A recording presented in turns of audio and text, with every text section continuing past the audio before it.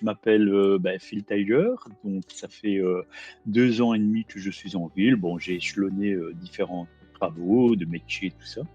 Et donc ici, je me suis consacré donc depuis maintenant 1 an, on peut le dire, hein, au métier de supérette en fait, donc être le petit épicier du coin.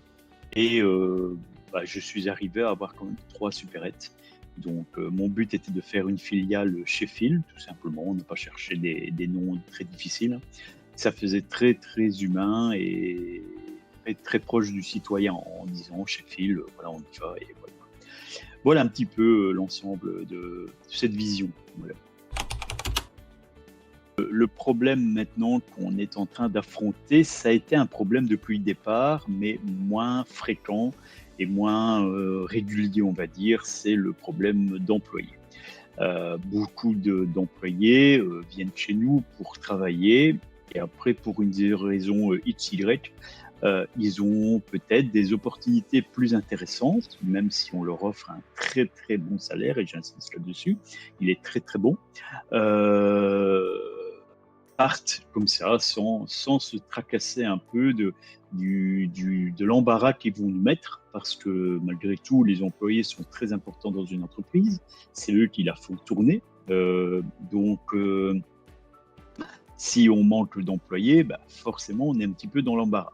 Il y a plusieurs points qui fait que, voilà, donc c'est par exemple, ils ont une autre opportunité qui leur intéresse, des petites bêtises en ville qui font des problèmes avec la justice, donc ils ne sont plus aptes à venir travailler parce qu'ils sont soit en prison ou encore plus loin au Mexique. Donc voilà.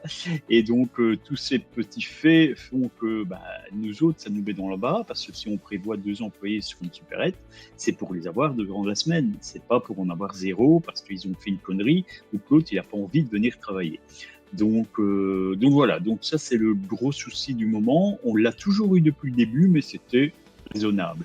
Là maintenant, ça en devient vraiment une catastrophe. Et je pense qu'au niveau de toutes les entreprises, du moins du Nord ici, c'est un gros problème que tout le monde pas fréquente, ont, et voilà quoi. Donc c'est lamentable. C'est vrai que c'est très lamentable et ça nous met dans l'embarras. Les idées, moi, je les ai toujours mis en place. C'est ça que maintenant, je n'ai plus d'autres opportunités, c'est-à-dire pouvoir avoir une liberté du travail, gérer ses heures de travail comme on le désire. Je ne dis pas qu'il faut être là à une telle heure, je ne dis pas qu'il faut travailler autant d'heures. J'ai enlevé ces situations de quotas qui ne servent pour moi pas trop à grand-chose, qu'à obliger la personne à venir travailler. Je pense qu'on oblige, on n'est pas dans un bon cadre de travail. Donc, pour moi, laisser la liberté aux employés, c'est une très bonne chose. Mais il faut aussi qu'ils comprennent que c'est un cadeau qu'on leur fait, donc il faut aussi nous offrir des bonnes choses aussi, dont la présence. Alors ensuite, j'ai changé totalement les salaires. Ils ont énormément de très bons salaires et de bonnes primes. Je trouve que si on a bien travaillé, c'est grâce à eux. Donc la plupart du gros bénéfice qu'on a fait sur la semaine, je le partage avec eux. On a un subside du gouvernement qui nous aide énormément. Et ce subside, justement, je le donne vraiment volontiers et je le prends même pas pour moi, quoi. Donc voilà, donc ils ont que des belles choses, un bon espace de travail. Je leur permets même de prendre à boire et à manger s'ils ont besoin dans le coffre, avec bien sûr modération.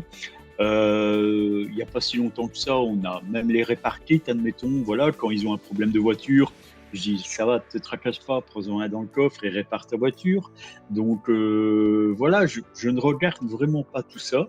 Je leur laisse vraiment une grande liberté et j'essaie de les mettre très très bien au travail. Donc pour moi, j'ai fait mon maximum pour répondre un petit peu à la question. J'ai vraiment ouvert un espace de travail qui est convenable pour eux.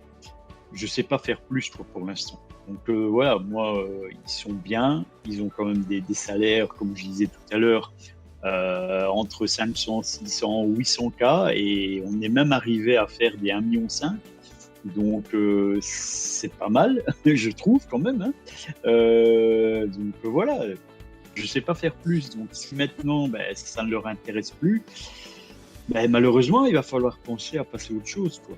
Et ça aurait été dommage, mais comme j'ai dit tout à l'heure, avant l'interview, bon, ben voilà, moi j'ai fait le tour de tout ça. Euh, Moi aussi, j'ai envie de toucher à d'autres horizons, à d'autres choses, tout en gardant ces entreprises. Mais si le peu de personnes qui veulent travailler ne donnent pas de leur temps ou du moins de la bonne volonté, bon, ben, je sais rien faire, quoi. Il va falloir, oui, y penser et voir un petit peu où est la situation. En tout cas, ce ne sera pas une situation financière parce que ça tourne bien.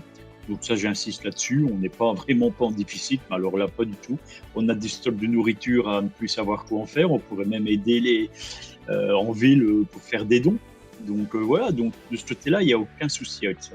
C'est juste cette histoire de venir travailler, c'est une grosse galère parce que je pense que la plupart des gens veulent tout sans rien, quoi. Et ça marche pas comme ça. Depuis la nuit des temps, c'est certainement pas comme ça que ça fonctionne.